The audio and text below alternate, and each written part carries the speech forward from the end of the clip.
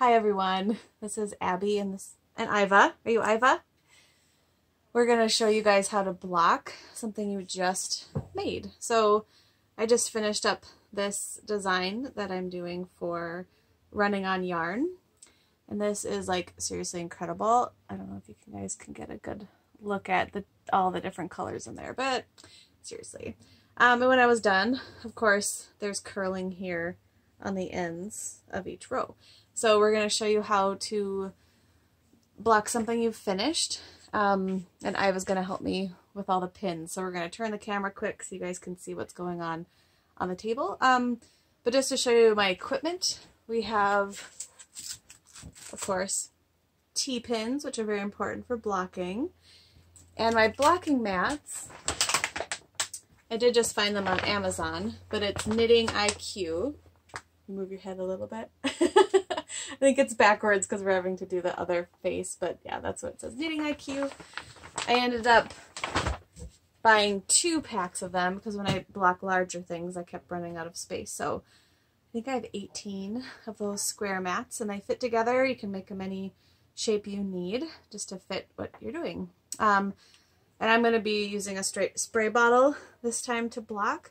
I'll have to probably spray it a bunch of times in the video, but you can also just do the immersion method where you just put whatever you're going to block in water. You could soak it. Sometimes it helps bloom, make all the fibers in the yarn bounce back and make it beautiful again. So we're going to show you guys how to do that. So let's move the camera down on our work here. You can kind of see the blocking mat and what we're working on.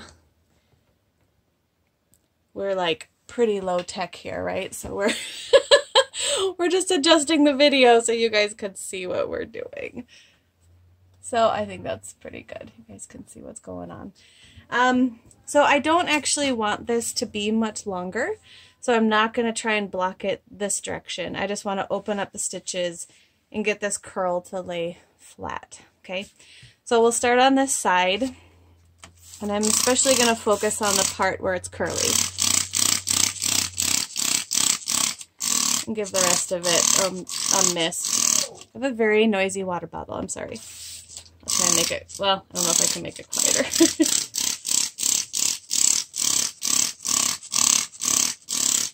And I kind of give it a nice pat. Do you want to give it a little massage, Iva? Kind of gets all the water to go through to the other side. And if you really want to, you know, get this side wet as well, you sure can. And this is 100% wool. I mean, it's not a blend. Some people are afraid of wool. I am not. I think it's the best fiber there is on the planet. So if you want to fight me on it, you can try, but you won't convince me otherwise. Should see my face. I'm laughing. Okay, so we're going to take our pins, and Iva's going to help me stick them in. So we can use this to make sure up here that we're staying straight. That's why that's so great that there's these grids on here. I'm sorry, I think this corner is off of the screen, but I'm going to start over in this corner. And maybe let's do it right on the line. I'm going to pull this down so you guys can see. There we go. So Iva, would you like to stick the pins in right here down the line? Just stick them right into the fabric. There you go. And then grab another one. Doesn't have to go super far down either. We're just trying to make it stay put. But yarn isn't really bossy. It's, especially when it's wet, it's going to stay where you kind of stick it. And then do you want to put one right on the corner for me, right there?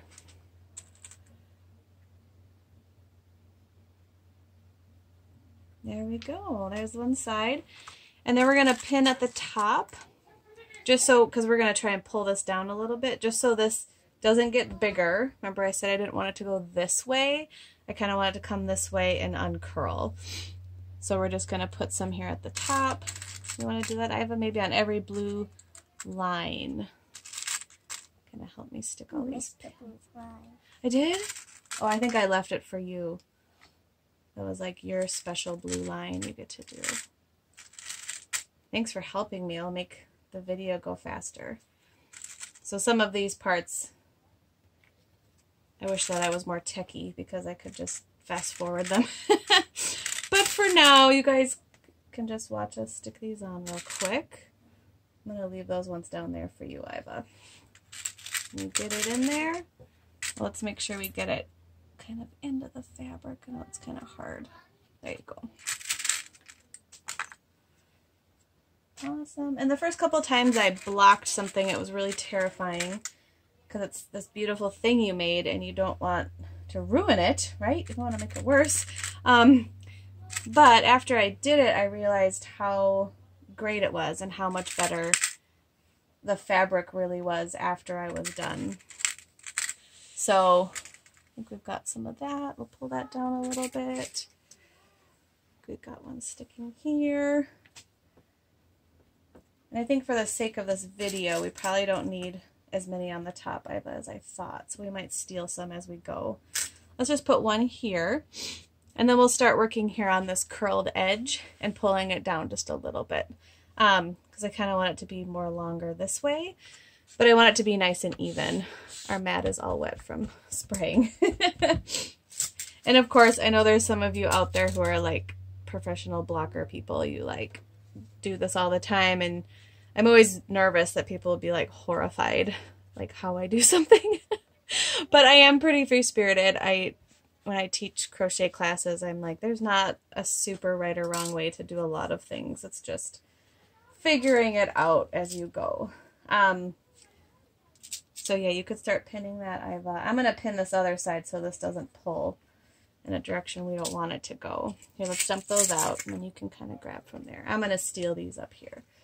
Am I still on the screen? I am. So I just want these to lay flat because, of course, you have the curse of the curly-edged single crochet rows in this garment. Or fabric, I should say. It's not really going to be a garment.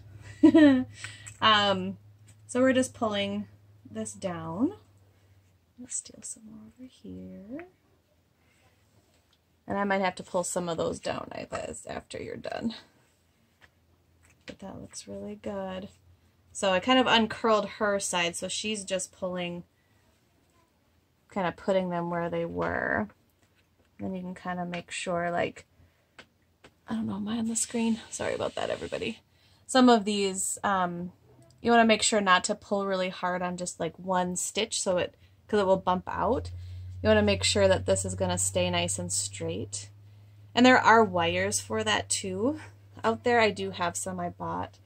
But sometimes I just like pinning. You kind of have a little more control, or maybe I'm just not good at it yet.